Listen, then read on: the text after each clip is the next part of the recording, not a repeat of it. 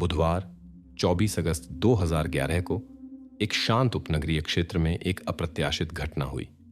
Michel डिस्पेन 33 वर्षीय bank कर्मचारी काम से छुट्टी लेकर घर में भूले हुए महत्वपूर्ण दस्तावेज लेने आई थी। शाम के 3 बजे वापस लौटते समय उसने कुछ असामान्य देखा, एक अनबंद पिछला दरवाजा।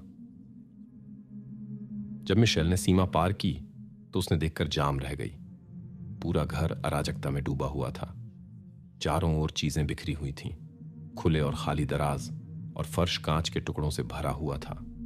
बाथरूम में बिखरे कपड़े और शयन कक्ष में खुला गहने का डिब्बा मिला। जब वह आगे बढ़ी और घटना का विस्तार समझने लगी तो मिशेल ने अपने 34 वर्षीय पति मार्क को स्थिर स्थिति में पाया। वह डर के मारे सड़क पर दौड़ गई, ये सोचकर कि अपराधी अभी भी पास में हो सकते हैं। कंपाते हाथों से उसने आपातकालीन नंबर 911 पर कॉल की। दल घटनास्थल पर पहुंचा और पूर्ण अराजकता का दृश्य देखा। पहली नजर में सब कुछ एक विफल चोरी का संकेत दे रहा था। चिकित्सकीय जांच से पता चला कि घटना लगभग 1 घंटा पहले हुई थी। विशेषज्ञों ने 2 गोली के निशान पाए और घावों की प्रकृति न्यूनतम दूरी के संपर्क को दर्शाती थी। घटनास्थल की विस्तृत जांच के दौरान जांचकर्ताओं को अजीब अस्त व्यस्तता पर संदेह हुआ, जैसे किसी ने जानबूझकर चोरी का भ्रम पैदा किया हो। जांच के दौरान दिन की कुछ दिलचस्प बातें सामने आईं। मार्क घर पर था, फिर अपनी पत्नी के साथ कैफे में दोपहर का भोजन करने गया, जहां उन्होंने साथ में आइसक्रीम खाई। उसने घर ले जाने के लिए डेसर्ट का एक अतिरिक्त हिस्सा भी लिया। उसके बाद मिशेल बैंक लौटी और मार्क घर गया, जहां थोड़ी देर बाद यह रहस्यमय घटना हुई। जांचकर्ता घटना की विचित्र परिस्थितियों से सावधान हो गए। सब कुछ इंगित कर रहा था कि यह साधारण चोरी नहीं थी। काउंटर पर एक आइसक्रीम कप दर्शाता था कि मार्क अभी अभी कैफे से लौटा था। ऐसा लग रहा था कि कोई घर में उसके लौटने की प्रतीक्षा कर रहा था। सबसे रहस्यमय बात यह थी कि घर से कोई कीमती सामान नहीं गायब हुआ था, मानो अनाहूत अतिथि किसी अलग उद्देश्य से आए थे। स्थिति को बेहतर समझने के लिए जांचकर्ता मार्क और उसके परिवार के जीवन की कहानी की गहराई से जांच करने लगे। मार्क डिस्पेन की कहानी एक सुंदर रोमांटिक परी कथा की तरह शुरू हुई। 19 वर्ष की उम्र में उसने स्कूल के समय से जानी जाने वाली 18 वर्षीय मिशेल के साथ एक संबंध शुरू किया। उसके पास पहले संबंध से एक बेटी थी, लेकिन इसने उनकी भावनाओं के विकास में बाधा नहीं डाली। युवा जोड़े ने जल्द ही एक साथ रहने का फैसला किया। मार्क के माता पिता ने उनके निर्णय का समर्थन किया और जोड़े के लिए एक ट्रेलर खरीदा। मार्क ने मिशेल की बेटी को तुरंत अपना माना और उसे ईमानदारी और स्नेह से पाला। मार्क का पेशेवर कैरियर पारिवारिक व्यवसाय से जुड़ा था। वह रियल एस्टेट निवेशक और मूल्यांकनकर्ता बना, जिसने अपने पिता के अनुभव को अपनाया, जिनके पास कई किराए की संपत्तियां थीं। कुछ समय बाद जोड़े ने शादी की। मार्क के व्यवसाय अच्छे चल रहे थे। अपनी खुद की कंपनी स्थापित करने के बाद उसने महत्वपूर्ण सफलता प्राप्त की। परिवार ट्रेलर से आर्कनसास के जोन्सबोरो के एक अमीर इलाके में एक लग्जरी पूल वाले घर में स्थानांतरित हो सका। दोनों पति पत्नी के कड़े परिश्रम के कारण वे समृद्ध जीवन जी सकते थे। परिवार में 2 बेटे और जुड़ गए। अब वे 5 थे और बाहर से एक आदर्श परिवार की तरह दिखते थे। साल में 3 से 4 बार वे जामैका और मेक्सिको के महंगे रिसॉर्ट्स में छुट्टियां मनाते और नियमित रूप से डिज्नीलैंड जाते। शुरू में मिशेल घरेलू कर्तव्यों में लगी रही, लेकिन जब बच्चे बड़े हुए तो उसने अपने पेशेवर विकास का फैसला किया। उसने अपने पति के व्यवसाय में लेखा परीक्षा की और बाद में स्थानीय बैंक में नौकरी पाई। अपने पति के सुझावों के बावजूद कि वह केवल परिवार पर ध्यान केंद्रित करे, वह स्वसाकार होने की इच्छा रखती थी। मिशेल अपने समृद्ध जीवन का आनंद लेती थी और स्थानीय एलीट और प्रभावशाली व्यक्तियों के बीच संपर्क बनाने में रुचि रखती थी। जब इस जटिल कहानी की जांच शुरू हुई तो पहले मार्क की पत्नी मिशेल पर ध्यान दिया गया। यह सामान्य प्रथा है कि निकटतम परिवेश की जांच की जाए। वह थी जिसने अपने पति को बहुत रहस्यमय परिस्थितियों में अपने घर में पाया, जिसके बाद उसे पूछताछ के लिए थाने बुलाया गया। पूछताछ के दौरान मिशेल ने एक अप्रत्याशित विवरण बताया। उसने उस दिन घर जाने की बिल्कुल योजना नहीं बनाई थी। वह अचानक वहां थी क्योंकि उसे केवल कुछ कागज लेने थे। उसके अनुसार उसने लगभग पूरा दिन कार्यस्थल पर बिताया। जांच ने मिशेल के बयान की पुष्टि की। दोपहर तक वह वास्तव में कार्यालय में थी। दोपहर के भोजन के समय उसने और मार्क ने पास के कैफे में मुलाकात की। इस मुलाकात को निगरानी कैमरों द्वारा रिकॉर्ड किया गया था। उसके बाद मिशेल काम पर लौट आई और मार्क घर गया। बाद में वह दस्तावेज लेने के लिए काम से बाहर निकली। ठीक तभी उसने घटना को देखा। उस समय तक 1 घंटा बीत चुका था और कैमरे स्पष्ट रूप से दिखा रहे थे कि मिशेल पूरे समय कार्यालय में थी। हालांकि मिशेल के खिलाफ कोई प्रत्यक्ष संदेह नहीं था। जांचकर्ता उसके व्यवहार को ध्यान से देखते रहे, जो उन्हें पूरी तरह से सामान्य नहीं लगा। पड़ोसियों की पूछताछ ने नई जानकारी लाई। पड़ोसियों ने एक अजनबी आदमी को देखा जो एक पुरानी नीली मर्सिडीज में आसपास में घूम रहा था। पहले कभी किसी ने उसे इस क्षेत्र में नहीं देखा था। अधिकारियों ने जांच करना शुरू किया कि क्या मार्क के कोई विरोधी हैं। परिवार के परिचितों ने उसे एक आक्रामक और महत्वाकांक्षी व्यक्ति के रूप में वर्णित किया, जो अपने आसपास के लोगों के साथ जटिल संबंध बना सकता था। इस संकेत का अधिक गहराई से पीछा किया गया। मार्क के कार्यस्थल पर जांच ने नए सवाल उठाए। पता चला कि उसे उस दिन कार्यालय में होना था, लेकिन अप्रत्याशित रूप से शिकार करने जाने का निर्णय लिया और फिर घर पर ही रहा। इससे जांचकर्ताओं में एक तार्किक प्रश्न उठा। एक बाहरी व्यक्ति कैसे उसके स्थान के बारे में जान सकता था? संभवतः किसी ने उसकी गतिविधियों पर नजर रखी थी। सभी विवरणों को स्पष्ट करने और संभावित रूप से चूक गए संकेतों को खोजने के लिए जांचकर्ता मिशेल से पुनः मिले, ताकि उस दिन की घटनाओं की पूरी श्रृंखला को स्पष्ट किया जा सके। उस दिन मिशेल ने मार्क के साथ अपने काम के पास के कैफे में दोपहर का भोजन किया। मुलाकात के बाद वह 13:30 पर कार्यालय लौटी और 14:30 पर घर की ओर रवाना हुई। अपने नए बयान में मिशेल ने अधिक विवरण साझा किए। जब उसने मार्क को जमीन पर पड़ा देखा तो वह उसके पास गई और प्रतिक्रिया पाने की कोशिश की। उसने उसका नाम पुकारा, उसे जगाने की कोशिश की, लेकिन वह अचल रहा। जब उसने स्थिति को समझा तो उसने तुरंत आपातकालीन नंबर 911 पर कॉल किया। सहायता की तलाश में मिशेल पड़ोसियों के पास गई, लेकिन कोई भी घर पर नहीं था। जब वह उनके घर के सामने प्रतीक्षा कर रही थी तो उसने अपनी मां से संपर्क किया, उसे घटना के बारे में बताया और उसे आने के लिए कहा। जब उसकी मां पहुंची तो मिशेल पहले से ही बचाव दल और पुलिस के साथ अपने घर के सामने थी। जांचकर्ताओं के मार्क के संभावित विरोधियों के बारे में सवाल पर मिशेल ने सभी को चौंकाते हुए बिना हिचकिचाहट के मार्क के पिता जैक का नाम लिया। उसने अपने संदेहों की व्याख्या की। शुरुआत में मार्क के माता पिता अच्छे लगे। उन्होंने एक ट्रेलर देकर साझा जीवन की शुरुआत में मदद की। मार्क कई वर्षों तक अपने पिता के व्यवसाय में सफलतापूर्वक काम करता रहा। जब उसकी व्यवसाय में भूमिका महत्वपूर्ण हो गई तो उसने अपने हिस्से में वृद्धि के लिए अनुरोध किया। अपने पिता द्वारा अस्वीकृति के बाद मार्क चला गया और अपना खुद का व्यवसाय स्थापित किया। जैक ने इसे विश्वासघात के रूप में महसूस किया और उनकी संचार बंद हो गई। समय के साथ मिशेल ने जैक के वास्तविक चरित्र को पहचाना, एक ठंडे गणनाकार और कठिन स्वभाव वाला व्यक्ति। उसने उसकी पहली शादी से बेटी के प्रति खुली अरुचि दिखाई, जो लड़की के 13 साल की होने पर एक गंभीर संघर्ष की ओर ले गई। जैक मिशेल को भी पसंद नहीं करता था, जिसने घटना में उसकी संलिप्तता के संबंध में उसके संदेहों को बढ़ाया। मिशेल के पिता, जो पहले जैक के लिए काम करता था, ने उसके डर की पुष्टि की। वह पिता और पुत्र के बीच तनावपूर्ण संबंधों का गवाह था और व्यावसायिक असहमतियों के कारण मार्क के खिलाफ जैक की तीखी टिप्पणियों को सुना था। इस जानकारी ने जांचकर्ताओं का विशेष ध्यान आकर्षित किया और वे मार्क और उसके पिता के बीच संबंधों की गहराई से जांच करने लगे। जांच से एक लंबे समय तक मार्क और जैक के बीच पारिवारिक व्यवसाय और वित्त को लेकर चल रहे संघर्ष का खुलासा हुआ। लेकिन यह स्पष्ट नहीं था कि घटनाओं ने अचानक इस अप्रत्याशित मोड़ क्यों लिया। मार्क के माता पिता के साथ बातचीत में नए विवरण सामने आए। पिता ने मतभेदों को स्वीकार किया, लेकिन असली प्रेरक मिशेल की ओर इशारा किया। परिवार के सदस्यों के अनुसार मिशेल ने मार्क की उच्च आय के बावजूद अत्यधिक दावे किए। वह ऐसी थी जिसने अपने पति से पिता से व्यवसाय के नियंत्रण को हस्तांतरित करने की मांग करने के लिए कहा। मार्क ने बाद में अपने पिता के सामने इसे स्वीकार किया।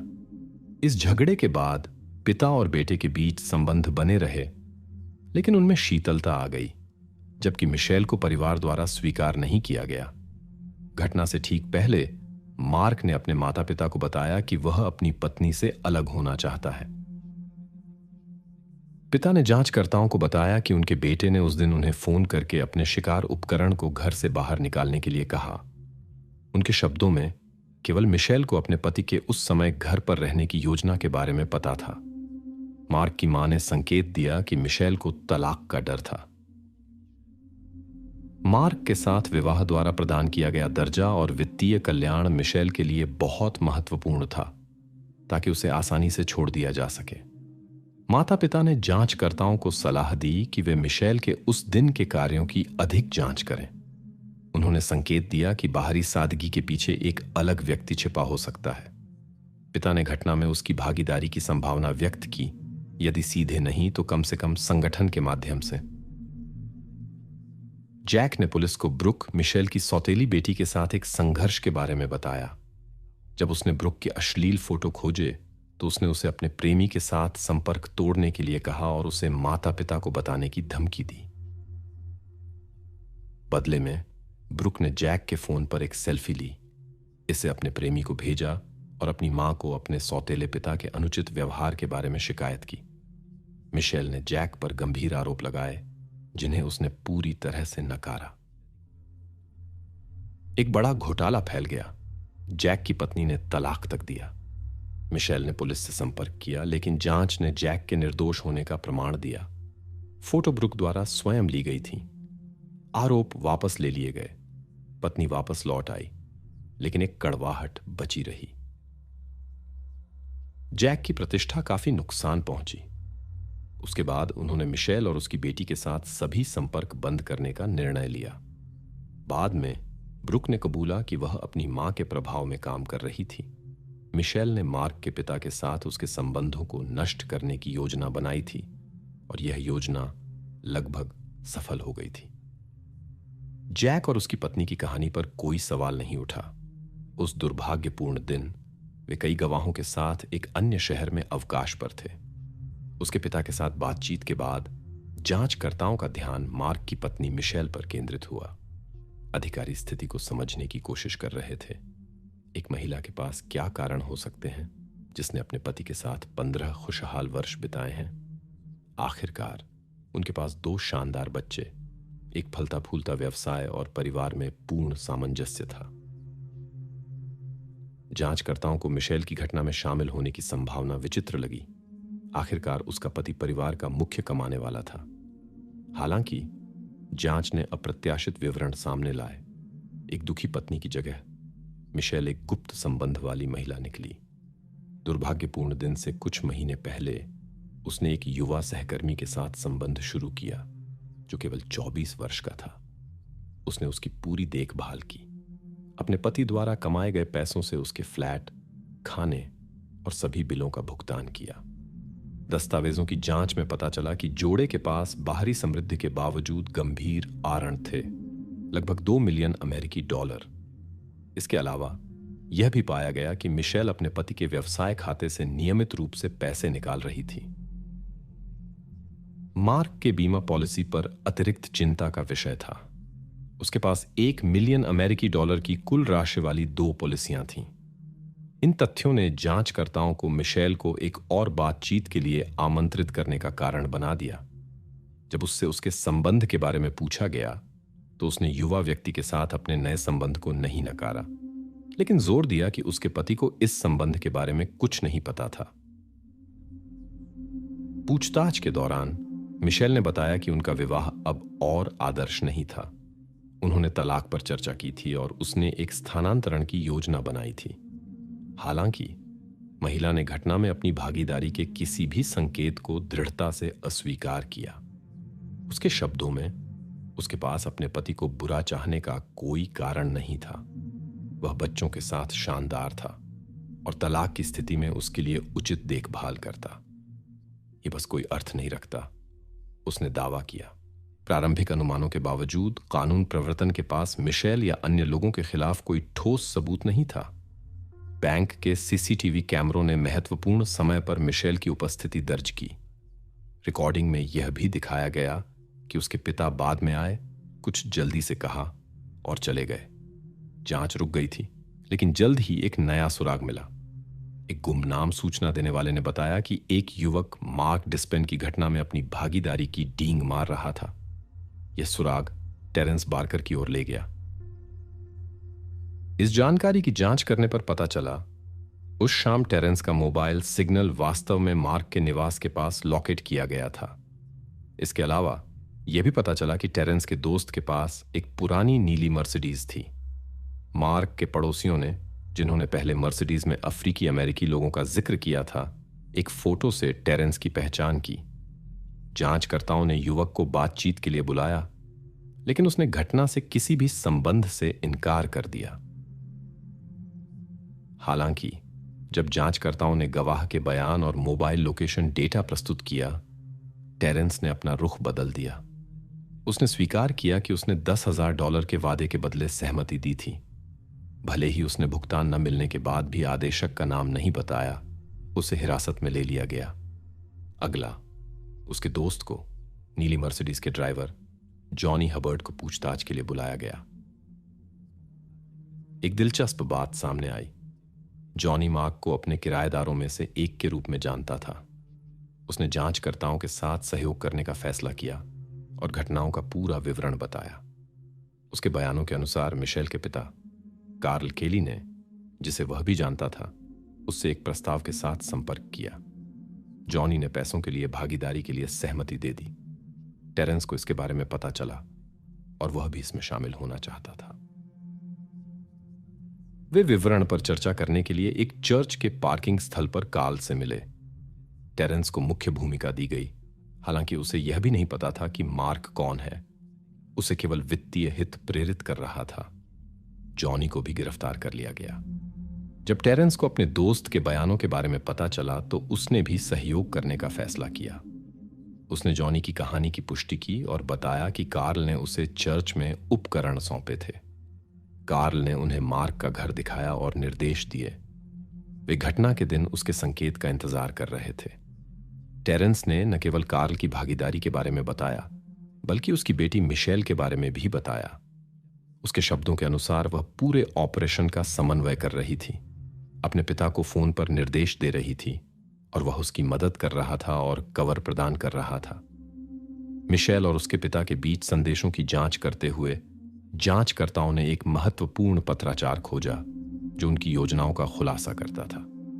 उस दिन सुबह 8:20 पर मिशेल ने अपने पिता को लिखा, यह आज ही होना चाहिए, मैं ऐसे नहीं जी सकती, एक भयानक सुबह। पिता ने संक्षेप में जवाब दिया, ठीक है, तुम उसे दोपहर के खाने के लिए बुला सकती हो। जांच एक पूर्ण चित्र में एकजुट होने लगी। जांचकर्ताओं के अनुसार मिशेल ने मार्क के साथ दोपहर का खाना तय किया, जिससे उसके पिता और टेरेंस को घर में घुसने का मौका मिला। वहां वे मार्क की वापसी का इंतजार कर सकते थे। उस दिन मिशेल के व्यवहार की जांच करने के बाद जांचकर्ताओं ने निष्कर्ष निकाला कि घर लौटने पर उसकी प्रतिक्रिया नाटकीय थी। वह जानबूझकर काम से जल्दी छुट्टी ले गई थी, यह जानते हुए कि उसे क्या मिलेगा। रसोई के फर्श पर अपने विकलांग पति को देखने पर उसकी उदासीनता अब समझ में आई। वह पहले से ही घटना के बारे में जानती थी। निष्पादित कार्य की जानकारी उसे अपने पिता से मिली जब वह बैंक आया। कार्ल के फोन बिल के विवरण ने महत्वपूर्ण समय पर घर में उसकी उपस्थिति की पुष्टि की। वह व्यक्तिगत रूप से योजना के क्रियान्वयन की निगरानी कर रहा था। मिशेल और मार्क के बीच पत्राचार का आगे विश्लेषण दिखाता है कि वह कितनी दृढ़ता से अपने पति को दोपहर के खाने के लिए आमंत्रित कर रही थी, हालांकि उसने शुरू में मना कर दिया था और शिकार पर जाने की योजना बना रहा था। लंबी मनुहार के बाद मार्क अंततः मिलने के लिए राजी हो गया। दोपहर के खाने के दौरान मिशेल लगातार अपने पिता के साथ संदेशों का आदान प्रदान कर रही थी। जब भोजन समाप्त हुआ और उसका पति घर की ओर चला तो उसने अपने पिता को एक सिग्नल संदेश भेजा। कानून प्रवर्तन एजेंसियों ने मिशेल को उसके पिता के साथ गिरफ्तार किया। शुरू में मिशेल ने सभी आरोपों से इनकार किया, लेकिन जब जांचकर्ताओं ने अकाट्य सबूत पेश किए तो उसने अपना रुख बदल दिया। उसके अनुसार उसके पिता योजना के जनक थे, जो बीमा राशि प्राप्त करना चाहते थे और मार्क के व्यवसाय पर नियंत्रण हासिल करना चाहते थे। उसने दावा किया कि उसे घटना के बारे में तब पता चला जब उसके पिता ने कुछ समय बाद उसके साथ जानकारी साझा की। हालांकि यह संस्करण जांच में समर्थन नहीं पाया, क्योंकि यह मिशेल थी जिसने अपने पिता को योजना को लागू करने की तैयारी के बारे में सुबह का संदेश भेजा था, और वह थी जिसने अपने पति को इस दुर्भाग्यपूर्ण दोपहर के भोजन के लिए मनाया। यह आगामी घटनाओं की उसकी पूर्ण जानकारी को इंगित करता था। पिता के इकबाल के बाद मिशेल और कार्ल पर मार्क के खिलाफ गंभीर अपराध का आरोप लगाया गया। मामले के सभी 4 प्रतिभागियों ने बाद में अभियोजन पक्ष के साथ समझौता किया, जिससे उन्हें कुछ सजा में राहत मिली, लेकिन बाद में न्यायालय के फैसले को चुनौती देने की संभावना समाप्त हो गई। मार्क के परिवार ने लंबी कानूनी कार्यवाही से बचने के लिए इस निर्णय का समर्थन किया। उनकी मुख्य इच्छा न्याय प्राप्त करना था कि उनके बेटे के साथ हुई घटना में शामिल लोगों को उनकी उचित सजा मिले। न्यायालय के आदेश से टेरेंस बार्कर और कार्ल केली को 35-35 साल की कैद की सजा मिली। जॉनी हबर्ड को 18 साल की जेल की सजा सुनाई गई। मिशेल डिस्पेन को एक सुधार गृह में 30 साल बिताने थे। फरवरी 1995 की एक सुबह आइडाहो के ट्विन फॉल्स में एक परेशान करने वाली घटना हुई।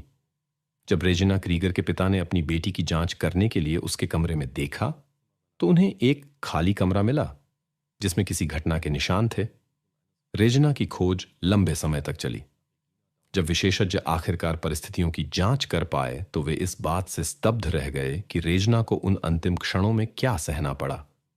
इस शांत अमेरिकी शहर में जो हुआ उसने अनुभवी जांचकर्ताओं को भी कंपा दिया। 1995 इस सुखद शहर में लगभग 32,000 लोग रहते थे। आज जनसंख्या दोगुनी हो गई है।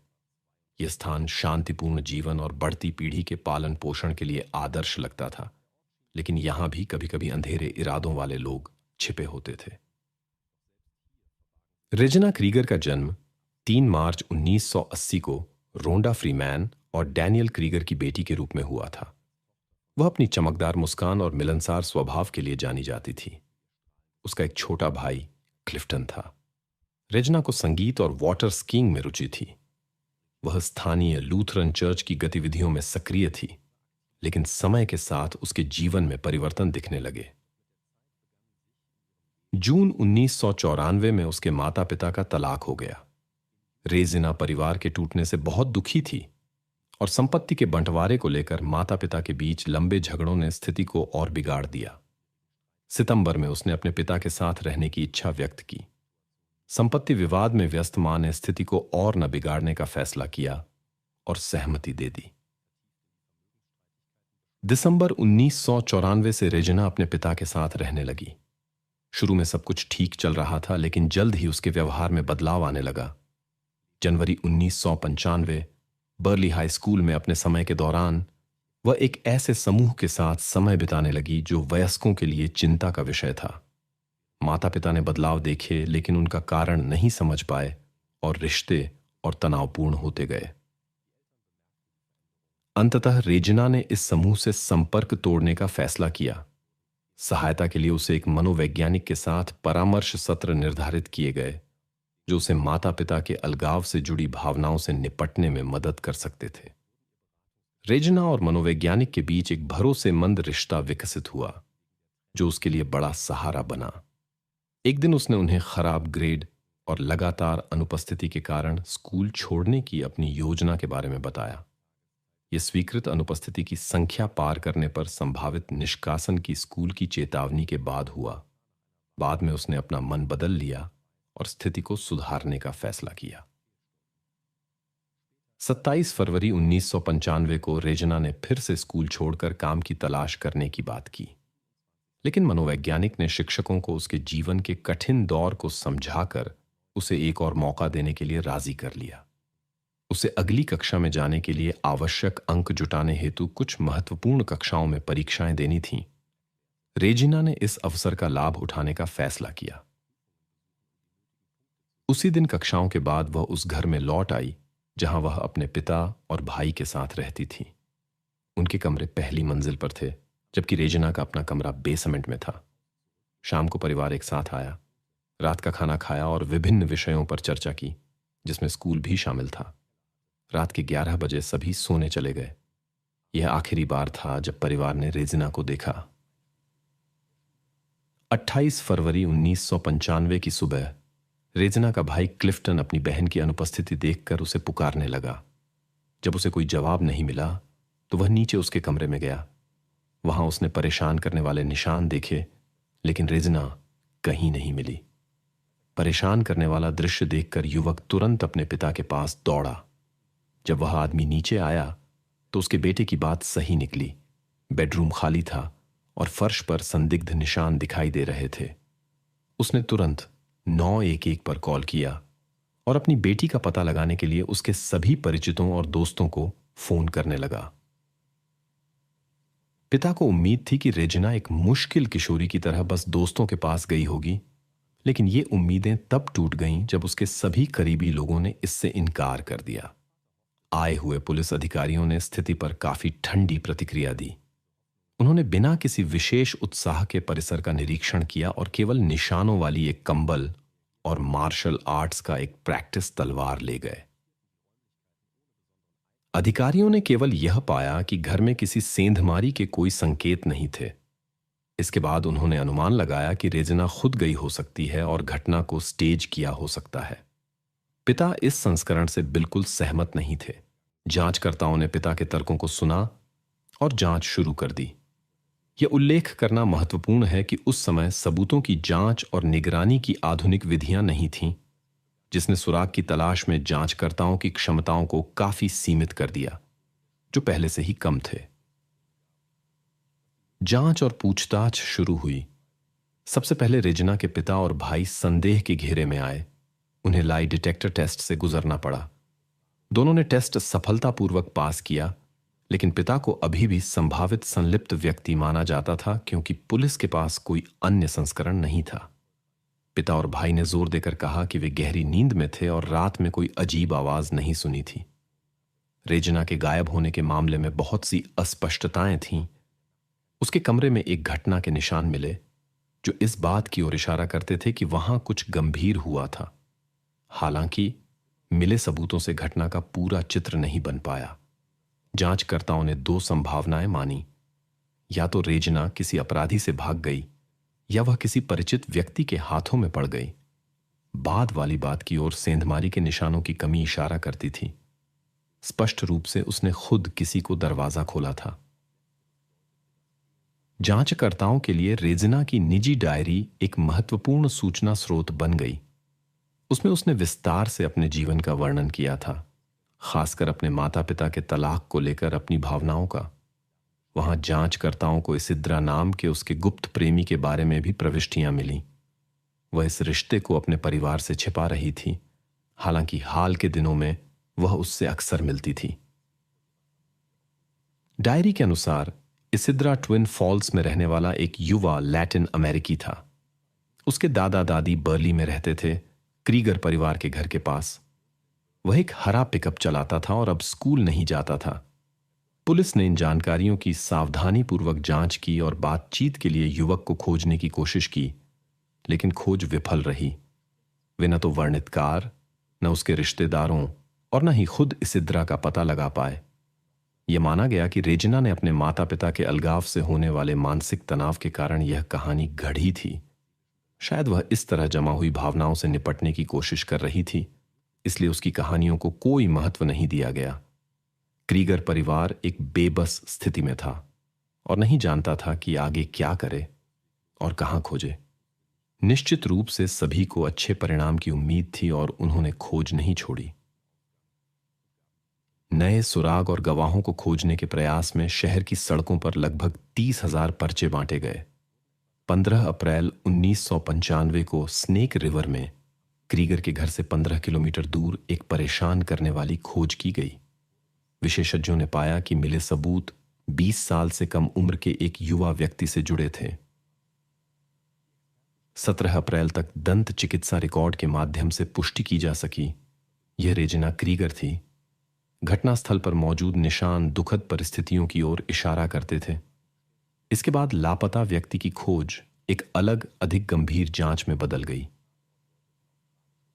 खबरें शहर में तेजी से फैलीं और निवासियों में बेचैनी पैदा कर दी। छोटी बस्ती में घरों में घुसने वाले एक खतरनाक व्यक्ति की मौजूदगी को लेकर डर पैदा हो गया। विशेष रूप से परिवार के पिता क्रीगर चिंतित थे। उनका एक छोटा बेटा भी था और पिता उसकी सुरक्षा को लेकर चिंतित थे। निवासियों की बढ़ी हुई सतर्कता के बावजूद जांच आगे नहीं बढ़ रही थी। कानून प्रवर्तन अधिकारियों को संदिग्ध व्यक्तियों या उपयोगी सुरागों की कोई रिपोर्ट नहीं मिली। बाद में जांचकर्ताओं को नए विवरण मिले। यह पता चला कि जब रेजिना संदिग्ध लोगों के संपर्क में आई तो उसने प्रतिबंधित पदार्थों के डीलरों को जाना। उनमें से एक गिलबर्ट फ्लोरेस रोड्रिगेज था। जांचकर्ताओं को संदेह था कि प्राप्त सामान के लिए पैसों का कर्ज घटना का कारण हो सकता है। गिलबर्ट, जिसके पास कोई आधिकारिक नौकरी नहीं थी, बर्ली और ट्विन फॉल्स शहरों के बीच अक्सर आता जाता रहता था और अपना अवैध व्यवसाय करता था। वह एक स्थानीय आपराधिक समूह का सदस्य था। रेजिना जो पदार्थ खरीदती थी वे सस्ते नहीं थे, इसलिए कर्ज की राशि सैकड़ों डॉलर हो सकती थी। हालांकि गिलबर्ट के खिलाफ कोई सीधा सबूत नहीं था। बाद में पुलिस को गुमनाम कॉल आए जो इस डीलर की घटना में संलिप्तता की ओर इशारा करते थे। जब पुलिस वाले कॉल करने वालों की पहचान जानने की कोशिश करते तो वे परिणामों के डर से बात बंद कर देते। कोई भी इस आपराधिक तत्व से समस्याएं नहीं चाहता था। अपुष्ट रिपोर्टों में कोई ठोस विवरण नहीं था और रोड्रिगेज के खिलाफ अभी भी कोई सबूत नहीं था। जांचकर्ता उसे केवल प्रतिबंधित पदार्थों के अवैध व्यापार में एक प्रतिभागी के रूप में देखते थे। हालांकि युवा लोगों के साथ एक बेरोजगार वयस्क डीलर का संपर्क बेहद संदिग्ध लगता था। कानून प्रवर्तन को गंभीर आरोप लगाने के लिए ठोस सबूतों की जरूरत थी।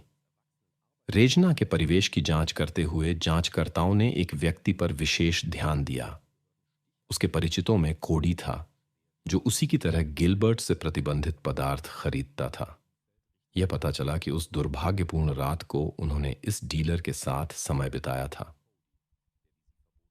पूछताछ के दौरान कोडी ने बताया कि उसका दोस्त रात को बाथरूम में बेहोश पड़ा रहा। हालांकि उसके बयान उलझे हुए थे। वह स्पष्ट रूप से घबराया हुआ था, घटनाओं के अपने संस्करणों को बदलता रहा और कुछ छिपाता हुआ लग रहा था। ऐसा लगता था कि युवक डरा हुआ था और खुली बातचीत से बच रहा था।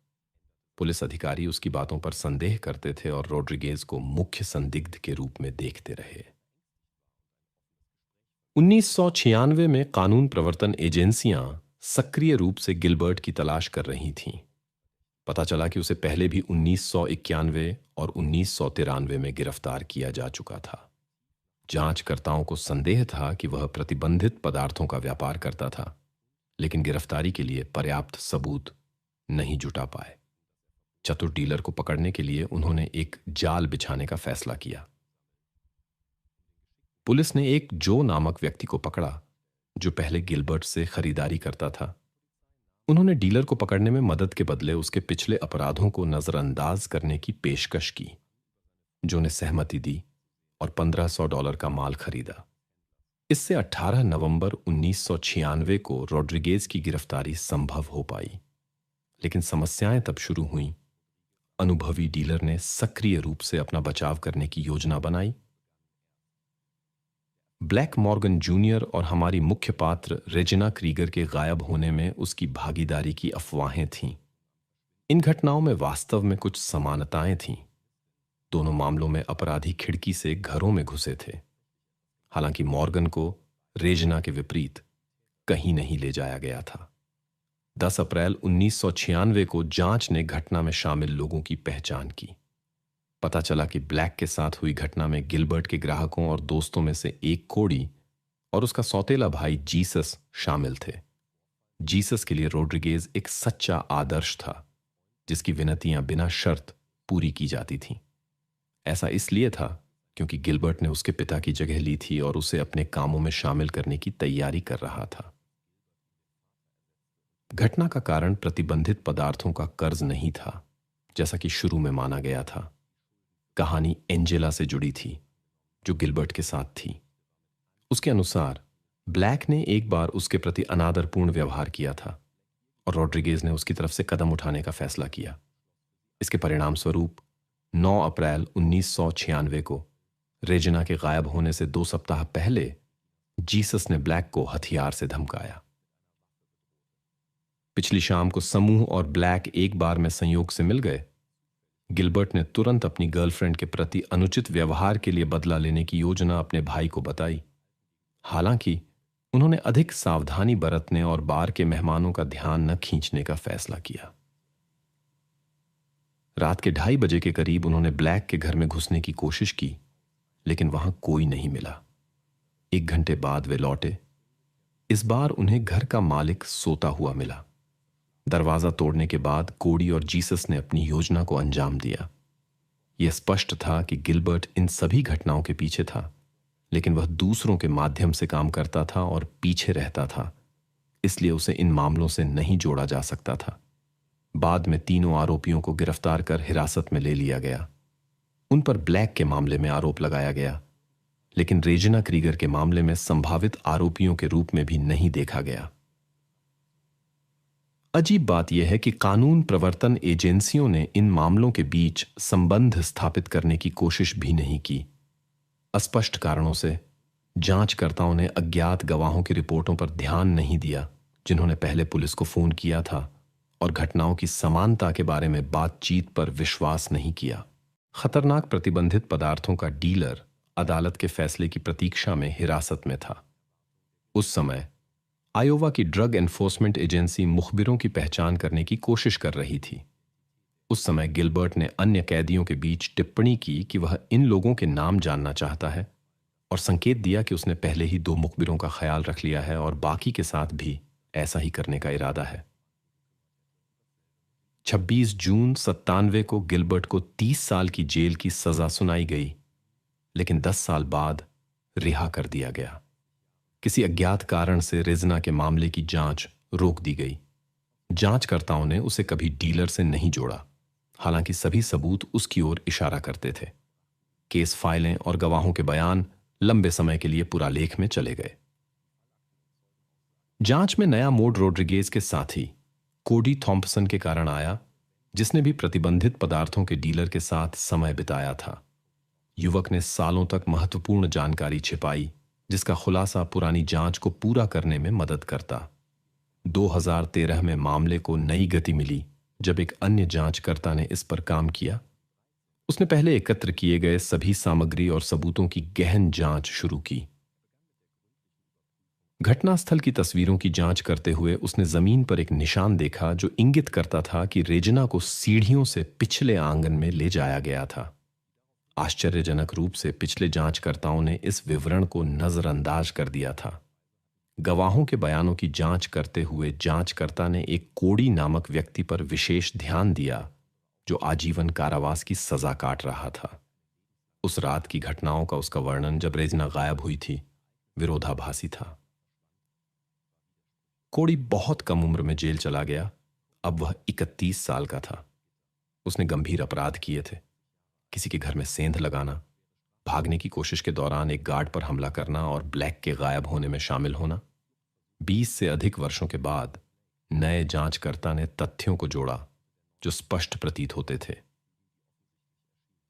जांचकर्ता को रेजिना के गायब होने में इन लोगों की भागीदारी का यकीन था, लेकिन सभी चुप थे। फिर उसने कोडी के पूर्व सेलमेट से बात करने का फैसला किया, एक आदमी जिसे 2009 में आजीवन कारावास की सजा सुनाई गई थी। चूंकि उसके पास खोने के लिए कुछ नहीं था, उसने जांचकर्ताओं के साथ सहयोग करने की सहमति दी। उसके बयान की बदौलत उस दुर्भाग्यपूर्ण रात की घटनाओं को पुनर्निर्मित किया जा सका। 27 फरवरी 1995 की देर शाम को रेजना 11 बजे अपने कमरे में गई।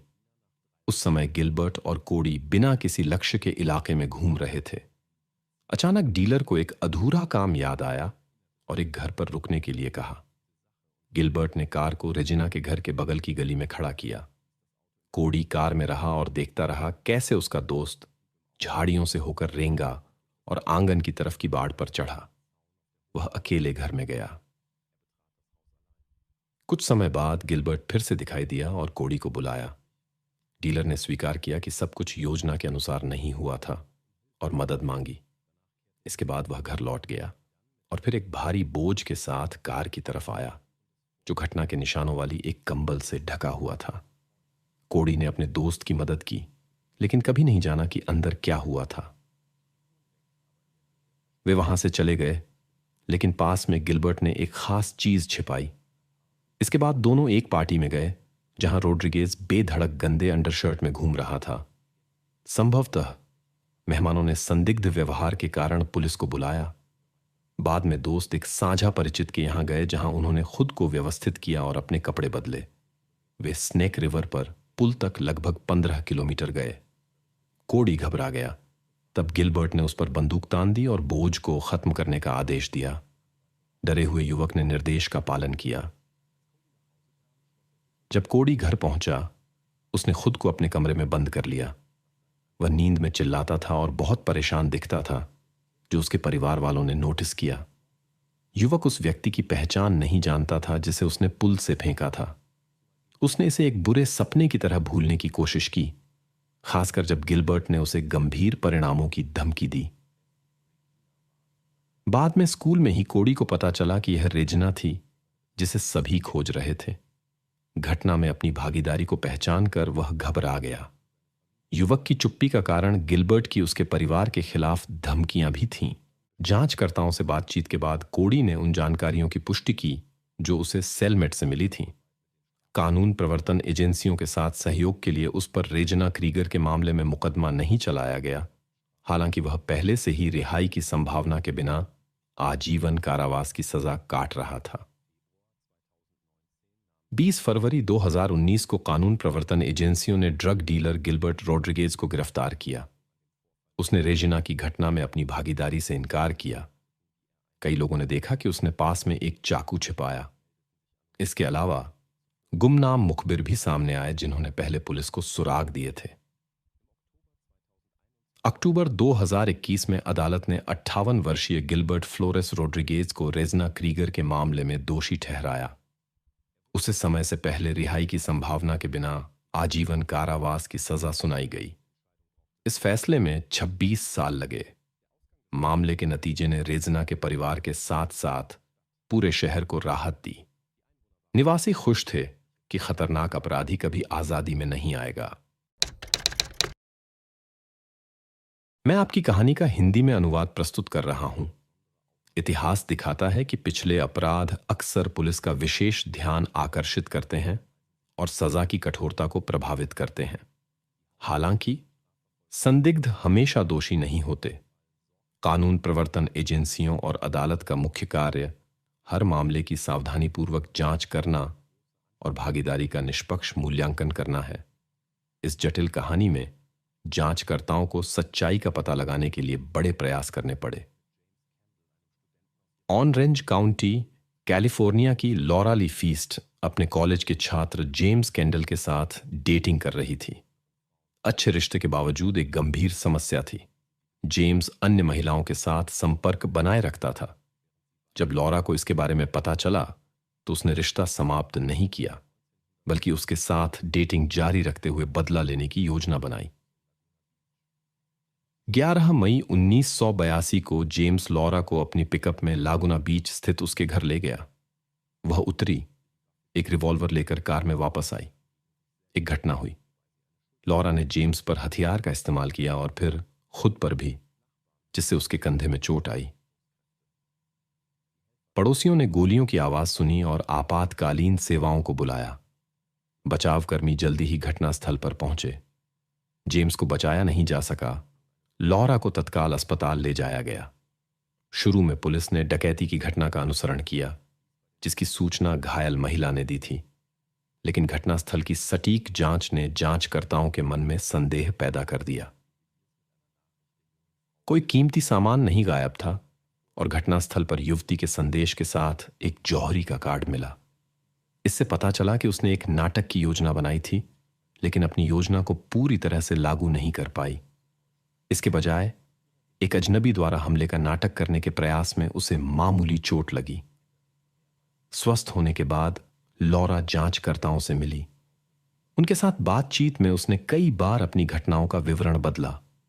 युवती ने जोर देकर कहा कि उन पर डाकुओं ने हमला किया था, लेकिन वह विवरणों में लगातार विरोधाभासों में उलझती रही और नोट के मिलने की व्याख्या नहीं कर सकी। यह सवाल भी अनुत्तरित रहा कि उसका हथियार ही क्यों इस्तेमाल किया गया। तथ्यों के दबाव में लॉरा ने घटना में अपनी भागीदारी स्वीकार कर ली। उसने बताया कि वह जेम्स के साथ जटिल संबंध के कारण कार्य कर रही थी और अपनी भलाई के लिए चिंतित थी। उसके शब्दों के अनुसार युवक ने अप्रिय चरित्र लक्षण दिखाए और अक्सर अन्य महिलाओं से मिलता था, जो उसे बहुत परेशान करता था। जांच ने नए विवरण सामने लाए। यह पता चला कि जेम्स ने उस दिन लॉरा को संबंध समाप्त करने की इच्छा के बारे में बताया था। स्पष्ट रूप से उसने ऐसे मोड़ की भविष्यवाणी की थी। उसने नोट तैयार किया था और हथियार अपने पास रखा था। सब कुछ इस ओर इशारा करता था कि युवती जेम्स को किसी और के साथ साझा नहीं करना चाहती थी। फैसले की घोषणा के बाद लॉरा को कैलिफोर्निया के किशोर सुधार गृह में भेज दिया गया। हालांकि यह संस्थान सामान्य जेलों की तुलना में अधिक उदार माना जाता था, वहां रहना आसान नहीं था। लॉरा पर अन्य कैदियों ने कई बार हमला किया, लेकिन कुल मिलाकर समय बिना किसी गंभीर घटना के बीता। 1987 में 5 साल बाद लॉरा को रिहा कर दिया गया। कैद के दौरान उसने मनोवैज्ञानिक के रूप में प्रशिक्षण प्राप्त किया। ऐसा लगता था कि परीक्षा ने उसे बदल दिया और सही रास्ते पर ला दिया। शुरुआत में ऐसा ही था। 90 के दशक की शुरुआत में वह बाल्टीमोर चली गई। एक अस्पताल में नर्स के रूप में काम मिला और शादी कर ली। हालांकि काम उसे बहुत थकाऊ लगा। वेतन युवा महिला की उम्मीदों के अनुरूप नहीं था और उसने एक नाइट क्लब में डांसर के रूप में काम करना शुरू करके अपना व्यवसाय बदल लिया। नया काम उसे पसंद आया। अच्छी आय के लिए कम मेहनत की जरूरत थी। लॉरा का आकर्षक व्यक्तित्व कई प्रशंसकों को आकर्षित करता था, जो उसे उपहारों से लाद देते थे। युवा महिला एक जीवंत निजी जीवन जीती थी। उसने अपने पहले पति से तलाक लिए बिना 2 बार और शादी कर ली। जब यह सामने आया तो अधिकारियों ने कार्यवाही शुरू की। 1993 में एक मुकदमा हुआ, जिसमें लॉरा पर बहुविवाह का आरोप लगाया गया। अंततः उसे 6 महीने की परिवीक्षा मिली। इस सजा ने उसके व्यवहार को नहीं बदला। 2 साल बाद लॉरा को फिर से गिरफ्तार किया गया। इस बार बीमा धोखाधड़ी के लिए। उसने मुआवजा प्राप्त करने के लिए अपनी कार पर गोली चलाई। उसकी गिरफ्तारी के दौरान चोरी की वस्तुएं मिलीं, जिसमें पड़ोसियों से चुराई गई लगभग $3000 की एक अंगूठी शामिल थी। धोखाधड़ी के लिए उसे 7 साल की सजा हुई, लेकिन उसने केवल 6 महीने जेल में बिताए। फैसला रद्द कर दिया गया। 1997 में लॉरा दक्षिणी टेक्सास के तटीय शहर कॉर्पस क्रिस्टी चली गई। वहां वह नृत्य में लौट आई, बिकिनी मॉडल के रूप में काम किया और वयस्क मनोरंजन बेचना शुरू किया। यह व्यवसाय बहुत लाभदायक साबित हुआ और उसे काफी आय दी। जब लॉरा ने पर्याप्त पैसा बचा लिया तो उसने अपना लंबे समय का सपना पूरा किया। उसने समुद्र के किनारे एक विला खरीद ली। वह हमेशा अपने लक्ष्यों का दृढ़ता से पीछा करती थी और इस जीवन के चरण में ब्रिटिश फील्ड डे से मिली। उनका रिश्ता तेजी से विकसित हुआ। जल्द ही उन्होंने शादी कर ली और फिर जोड़े को एक बेटा हुआ, कैमरन। उनके आसपास के लोगों ने देखा कि लॉरा अपने बेटे के प्रति ध्यान रखती थी। उसे फुटबॉल प्रशिक्षण के लिए ले जाती थी, लेकिन अन्य महिलाओं से बमुश्किल बात करती थी। वे दूर रहती थीं क्योंकि वे अपने पतियों पर उसके प्रभाव से डरती थीं। जैसा कि पता चला, उनकी चिंताएं सही थीं। लॉरा और फील की बाहर से खुशहाल शादी 2011 की गर्मियों तक चली। एक सेल्स रिप्रेजेंटेटिव के रूप में उसने डेविड सीलिंग नाम के एक ट्रक ड्राइवर से मुलाकात की जो उससे 12 साल छोटा था। लॉरा का आकर्षक रूप काम पर सभी पुरुषों का ध्यान आकर्षित करता था। जब वे मिले तो पता चला कि दोनों अपनी शादी में दुखी थे। डेविड केली के साथ था और लॉरा फील के साथ एकरस जीवन से थक गई थी। उनके बीच तुरंत आकर्षण विकसित हुआ। डेविड ने ईमानदारी से अपनी पत्नी को अपनी नई भावनाओं के बारे में बताया, जो उसके लिए एक अप्रिय खबर थी। हालांकि केली ने विरोध नहीं किया और तलाक के लिए सहमत हो गई। लॉरा और डेविड ने अपने साथियों से अलग होकर एक साथ रहना शुरू कर दिया। 2012 में मई में तलाक के बाद उसने अपने नए रिश्ते पर पूरा ध्यान देने के लिए कैमरन को भी फील के पास छोड़ दिया। डेविड को सप्ताहांत में अपने बेटे से मिलने का अधिकार मिला। बाकी समय वह केली के साथ रहता था। युवा जोड़ा लगभग पूरा समय एक साथ बिताता था। कभी कभी डेविड का बेटा टेलर उनके साथ जुड़ जाता था। उसकी मां लॉरा के प्रति सावधान थी, जो उनके परिवार में आई थी और शादी को तोड़ दिया था। लेकिन लॉरा दोनों के साथ दोस्ती करने की कोशिश करती थी, क्योंकि वह समझती थी कि वे उसके चुने हुए व्यक्ति के लिए कितने महत्वपूर्ण थे। धीरे धीरे उसे टेलर और उसकी मां दोनों के साथ एक सामान्य भाषा खोजने में सफलता मिली। लॉरा अपने नए साथी के साथ खुश थी। 2012 के अगस्त में वह और डेविड ने लास वेगास में शादी कर ली। जोड़ा लॉरा के पुल वाले विशाल विला में बस गया।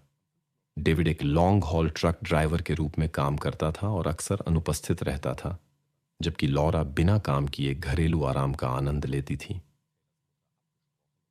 लेकिन जल्द ही कुछ अप्रत्याशित हुआ। 5 अक्टूबर 2012 को शुक्रवार को लॉरा ने टेलर को पिता के साथ सप्ताहांत बिताने के लिए स्कूल से लिया। उसने पहले से ही टेलर की मां केली से बात कर ली थी ताकि पिता और बेटे के बीच का समय बढ़ाया जा सके। केली को कोई आपत्ति नहीं थी। दिन के लिए कोई विशेष योजना नहीं थी। घर जाते समय, जैसा कि लॉरा ने बताया, टेलर ने खुद बीच पर पिकनिक के लिए कहा। दोपहर के खाने के बाद वे बीच के कपड़े लेने के लिए घर लौट आए। जब वे तट पर पहुंचे तो उन्होंने पाया कि निकटतम बीच भीड़ से भरा था। पार्किंग लॉट कारों से भरा था। सभी जगहें अवकाश यात्रियों से भरी थीं। शोर और व्यस्तता ने लॉरा को चौंका दिया। आमतौर पर कार्य दिवस के मध्य में यहां शांत होता था। उसने दूर एक शांत स्थान खोजने का फैसला किया। एक उपयुक्त स्थान खोजने के बाद वे रुक गए और लॉरा ने टेलर को तैरने की अनुमति दे दी। आमतौर पर टेलर एक विशेष लाइफ जैकेट पहनता था, लेकिन उस दिन गर्दन में चोट के कारण वह इसे नहीं पहन सका। कॉलर त्वचा पर रगड़ रहा था, इसलिए लॉरा ने उसे बिना सुरक्षा के तैरने की अनुमति देने का फैसला किया। इस निर्णय की सुरक्षा के बारे में खुद को आश्वस्त करने के लिए उसने कुछ मिनटों तक उसकी तैराकी क्षमताओं को देखा। जो उसने देखा उससे वह शांत हो गई। टेलर वास्तव में अच्छी तरह से पानी में तैर सकता था, क्योंकि वह नियमित रूप से घर के पूल में अभ्यास करता था। लॉरा गतिविधियों की निगरानी के लिए तट पर रही। शुरू में सब कुछ ठीक चल रहा था, लेकिन कुछ मिनटों के बाद कुछ ने टेलर को पानी के नीचे खींच लिया और वह दृष्टि से गायब हो गया। लॉरा घबराहट में दुर्घटना स्थल की ओर भागी। वह डुबकी लगाकर खोजने लगी, लेकिन असफल रही। कुछ देर बाद उसने उसे डुबकी स्थल से कुछ मीटर दूर लहरों पर निश्चल झूलते हुए देखा। सौतेली मां उसकी ओर तैरी और उसे होश में लाने की कोशिश की, लेकिन उसने कोई प्रतिक्रिया नहीं दी। महिला ने टेलर को किनारे पर खींच लिया। उसमें जीवन के कोई लक्षण नहीं थे। उसने प्राथमिक चिकित्सा देने की कोशिश की, लेकिन अपनी तीव्र घबराहट के कारण, भले ही वह प्रशिक्षित थी, आवश्यक प्रक्रियाएं सही ढंग से नहीं कर पाई। लॉरा ने 911 पर कॉल किया, लेकिन डिस्पैचर ने शहर से दुर्घटना स्थल की दूरी के कारण लंबी प्रतीक्षा समय की चेतावनी दी। खुद कार्य करने का निर्णय लेते हुए लॉरा ने टेलर को कार में ले जाया और अस्पताल की ओर चल पड़ी। 30 मिनट में उसने 20 किलोमीटर की दूरी तय की। गंतव्य पर पहुंचकर वह अंदर भागी और मदद के लिए चिल्लाई। चिकित्सा कर्मियों के सभी प्रयासों के बावजूद टेलर की मदद करना संभव नहीं था। डॉक्टरों ने मानक प्रक्रिया के अनुसार जांच के लिए कानून प्रवर्तन एजेंसियों को सूचना भेज दी। पुलिस को डेविड को दुखद समाचार देना पड़ा। जब पिता को घटना के बारे में पता चला, वह तुरंत अपने दूर के कार्यस्थल से अस्पताल की ओर चल पड़ा। जांचकर्ताओं ने केली को भी सूचित किया, जो वहां जल्दी पहुंची। जब वह सबसे पहले पहुंची, उसे केवल यह पता चला कि टेलर का पानी में एक दुर्घटना हुई थी। डॉक्टर कोई अतिरिक्त विवरण नहीं दे सके। लॉरा पास में थी। यह पता चला कि सौतेली मां ने किसी को सूचित किए बिना खुद ही टेलर को उसके अनुरोध पर समुद्र तट पर ले जाने का फैसला किया था। वह दुर्घटना के संस्करण पर जोर दे रही थी। केली ने लॉरा पर जोर से आरोप लगाना शुरू कर दिया, लेकिन वह आश्चर्यजनक रूप से उदासीन रही। बाद में डेविड आया। विवरण न जानते हुए उसने पहले केली पर आरोप लगाया, क्योंकि वह सोचता था कि टेलर उसके साथ था। जब उसे सच्चाई का पता चला कि लड़का लॉरा के साथ था, वह स्तब्ध रह गया। घटना की यादृच्छिकता पर पहला संदेह मां को आया। वह नहीं समझ पाई कि लॉरा ने बिना अनुमति के टेलर को समुद्र तट पर क्यों ले गई और उसे बिना सुरक्षा उपकरण के तैरने की अनुमति क्यों दी। जांचकर्ताओं ने भी विसंगतियां देखीं। पहला, निकटतम अस्पताल नहीं चुना गया। एक अन्य क्लिनिक और फायर स्टेशन अधिक निकट थे। लॉरा ने इसे घबराहट से समझाया। दूसरा, यह सवाल उठा कि अपने चिकित्सा प्रशिक्षण और अस्पताल के अनुभव के बावजूद उसने प्राथमिक चिकित्सा क्यों नहीं दी, हालांकि डिस्पैचर ने स्पष्ट निर्देश दिए थे। इसके बजाय वह टेलर को आधे घंटे तक एक दूर के अस्पताल ले गई, हालांकि वह पहले कुछ मिनटों के महत्वपूर्ण महत्व को जानती थी। यह निर्णय अस्पष्टीकरणीय लगा। लॉरा, डेविड और केली को बयान के लिए थाने बुलाया गया। जांचकर्ताओं के साथ बातचीत के दौरान लॉरा असामान्य रूप से अलग थलग रही, जैसे घटना ने उसे बिल्कुल प्रभावित नहीं किया हो। पूछताछ के दौरान वह सिर झुकाए बैठी रही और जांचकर्ताओं से आंखें मिलाने से बचती रही। उसके जवाब भ्रमित थे, बिना किसी ठोस विवरण के। कहानी अविश्वसनीय लगी। लॉरा यह भी नहीं बता सकी कि उस समय टेलर तट से कितनी दूर था। स्पष्ट जवाब के बजाय वह केवल यह दोहराती रही कि वह कितना सुंदर था और लहर ने उसे कितनी जल्दी खींच लिया। उसके व्यवहार ने जांचकर्ताओं के मन में सवाल खड़े किए। टेलर की मां गहरी निराशा में थी और लॉरा पर अपनी निगरानी के कर्तव्य की उपेक्षा का आरोप लगाया। डेविड के लिए यह स्थिति भी एक बड़ा झटका था। टेलर उसके जीवन में सबसे महत्वपूर्ण था। यह पता चला कि पिता वकीलों के साथ अपने बेटे की पूर्ण कस्टडी प्राप्त करने पर काम कर रहा था। इस तथ्य में पुलिस ने घटना के लिए एक संभावित कारण देखा। लॉरा, जो अपने स्वामित्व वाले स्वभाव के लिए जानी जाती थी, ने पहले अपने बेटे को भी अपने पूर्व पति के पास भेज दिया था, ताकि एक नया रिश्ता बना सके। संभवतः उसके पति की टेलर की पूर्ण कस्टडी प्राप्त करने की योजनाओं ने उसे खुश नहीं किया। जांचकर्ताओं को संदेह था कि टेलर की उपस्थिति उनके साथ बिताए गए समय में बाधा डाल सकती है, और लॉरा ने शायद उसे डेविड के साथ अपने नए रिश्ते में एक बाधा के रूप में देखा। इस सिद्धांत का पीछा करते हुए उन्होंने आदमी से पूछा कि लॉरा और टेलर के बीच संबंध कैसे थे। डेविड ने जवाब दिया कि उसकी जानकारी के अनुसार वे अच्छी तरह से मेल जोल रखते थे। घटना से 1 सप्ताह पहले उसने इंटरनेट पर अपनी पत्नी के बारे में जानकारी खोजना शुरू किया और उसके अतीत से परेशान करने वाले तथ्यों की खोज की। यह उसे बहुत आश्चर्यचकित कर गया, जैसे यह एक पूरी तरह से अलग व्यक्ति की बात हो। जब डेविड ने उससे इस बारे में पूछा, लॉरा ने उसे अपनी निर्दोषता का विश्वास दिलाया और बताया कि उसने एक आक्रामक पूर्व साथी से अपनी रक्षा की थी। उसने उस पर विश्वास किया और अपने बेटे की देखरेख उस पर विश्वास करना जारी रखा। जांचकर्ताओं ने लॉरा की कहानी की जांच की और कई परेशान करने वाले तथ्य पाए। उन्होंने घटना के दिन उसके व्यवहार में विशेषताएं देखीं। उसने माता पिता को अपनी योजनाओं के बारे में सूचित नहीं किया, सार्वजनिक समुद्र तट से बचकर एक एकांत स्थान चुना, बिना सुरक्षा उपकरण के तैरने की अनुमति दी और उचित निगरानी सुनिश्चित नहीं की। यह सब लॉरा डे की एक गंभीर आरोप के तहत गिरफ्तारी का कारण बना। जांच ने उपयुक्त आकार की एक विशेष गुड़िया के साथ पानी में एक प्रयोग किया, लेकिन परिणामों ने लॉरा के घटनाक्रम के संस्करण की पुष्टि नहीं की। अपनी गिरफ्तारी के एक दिन से भी कम समय में उसने $50,000 की जमानत चुकाई और रिहा हो गई। उसे शहर छोड़ने और युवा लोगों के जमा होने वाले स्थानों पर जाने से मना किया गया। इस समय उसका पति अभी भी लॉरा की निर्दोषता पर विश्वास करता था और उसका समर्थन करता था। पति घटना से बुरी तरह प्रभावित था और लॉरा के सभी संदेहों से मुक्त होने के बाद अपनी पत्नी के साथ फ्लोरिडा जाने की योजना बना रहा था। उसे लगा कि यह सब एक गलत फहमी थी।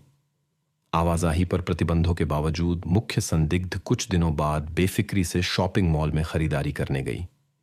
उसने विग के नीचे छिपने की कोशिश की, लेकिन एक कानून प्रवर्तन अधिकारी ने उसे पहचान लिया।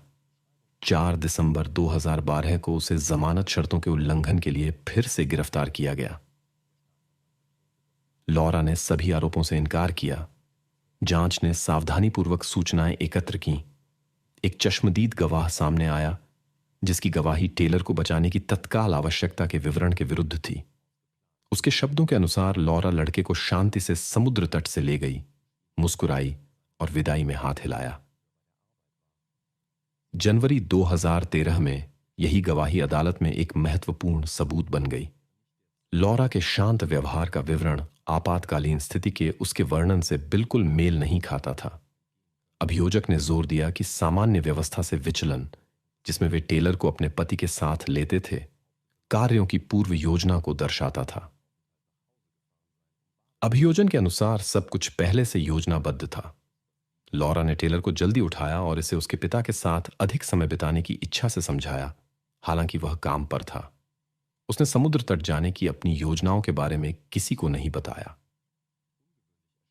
यदि समुद्र तट पर एक संयोगवश गवाह न होता जिसने उनके प्रस्थान को देखा और गवाही दी, तो लॉरा शायद जिम्मेदारी से बच जाती। मुकदमे के दौरान आरोपी के बयान कई बार बदले। शुरू में लॉरा ने दावा किया कि वह और टेलर समुद्र तट पर जाने से पहले तैराकी के कपड़े लेने के लिए घर गए थे। बाद में पता चला कि यह सच नहीं था। उसके पास पहले से ही सब कुछ था। सवाल उठा, उसे पिकनिक की योजना के बारे में कैसे पता था? यह भी असामान्य लगा कि टेलर ने लाइफ जैकेट नहीं पहनी थी। वह पहले कभी इसके बिना नहीं तैरा था। इसका स्पष्टीकरण अविश्वसनीय लगा, क्योंकि कोई रगड़ के निशान नहीं मिले। यह भी चिंताजनक था कि टेलर किनारे से बहुत दूर था। यह भी अजीब लगा कि लॉरा ने अपने चिकित्सा प्रशिक्षण और अस्पताल के अनुभव के बावजूद प्राथमिक चिकित्सा उपाय नहीं किए। ये बुनियादी कौशल हैं जिनका उसने अभ्यास में कई बार उपयोग किया था। महिला का आपराधिक अतीत विशेष चिंता का कारण बना। अभियोजन पक्ष का मानना था कि जेल की सजा ने उसे नहीं बदला था। यह ध्यान में रखते हुए कि पिछली घटना ईर्ष्या से जुड़ी थी, यहां भी समान भावनाएं उत्पन्न हो सकती थीं। गवाह ने केवल देखा कि टेलर एक महिला के साथ समुद्र तट छोड़ रहा था। चिकित्सा जांच में बल प्रयोग के कोई संकेत नहीं मिले। इससे संकेत मिलता था कि घटना संयोगवश हो सकती थी। आंकड़े बताते हैं कि अमेरिका में हर साल लगभग 800 इसी तरह की पानी में दुर्घटनाएं होती हैं। अभियोजन पक्ष ने जोर दिया कि आरोपी ने मदद करने का कोई प्रयास नहीं किया। इसके अलावा लॉरा को भावनात्मक रूप से अस्थिर व्यक्तित्व के रूप में चित्रित किया गया, हालांकि विशेषज्ञों ने इसकी पुष्टि नहीं की। लॉरा का व्यवहार वास्तव में सवाल खड़े करता था। वह अकेलेपन के डर से पीड़ित थी और ध्यान का केंद्र बनना चाहती थी। महिला आवेगी थी और अन्य महिलाओं को प्रतिद्वंद्वी के रूप में देखती थी, इसलिए उसकी कोई करीबी सहेली नहीं थी। साथ ही वह पुरुषों के साथ सक्रिय रूप से फ्लर्ट करती थी। मुकदमे के दौरान उसके कार्यों से अकेले रहने का गहरा डर झलकता था। संभवतः वह अपने नए पति की पूर्व पत्नी को खतरा मानती थी। गंभीर स्थिति के बावजूद लॉरा परिणामों को समझती नहीं लग रही थी। एक सुनवाई में उसने अपने पति डेविड से पूछा कि वह किसे अधिक प्यार करता है, उसे या अपनी पूर्व पत्नी को। अदालती कार्यवाही के संभावित परिणामों को देखते हुए यह प्रश्न अनुचित लगा। अपने पति के जीवन में एकमात्र होने की इच्छा को देखते हुए टेलर को एक बाधा के रूप में देखा जा सकता था। इसके अलावा जब तक वह आसपास था, केली और डेविड के बीच संबंध बना रहता था। यह लॉरा की योजनाओं को बाधित कर सकता था। उसकी चेतना में बाधा को हटाना आत्मरक्षा का एक रूप लग सकता था। वह एक तरह से अपने पति के जीवन में अपनी जगह के लिए लड़ रही थी। लॉरा डेविड का ध्यान खोने की संभावना से बुरी तरह पीड़ित थी। शुरू में युवा पति ने अपनी पत्नी का समर्थन किया, लेकिन जब मामले की नई परिस्थितियां सामने आईं तो उसने भी अपने करीबी व्यक्ति के साथ हुई घटना के बारे में अपनी राय बदल दी। आदमी ने तलाक के लिए अर्जी दी और अंततः उनकी शादी टूट गई।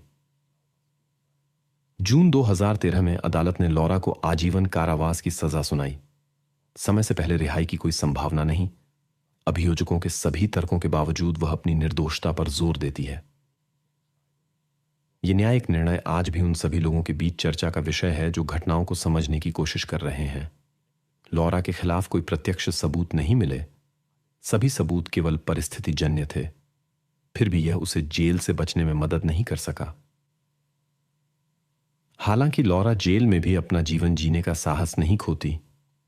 उसने एक नया साथी पा लिया है जिससे वह जेल में ही मिली।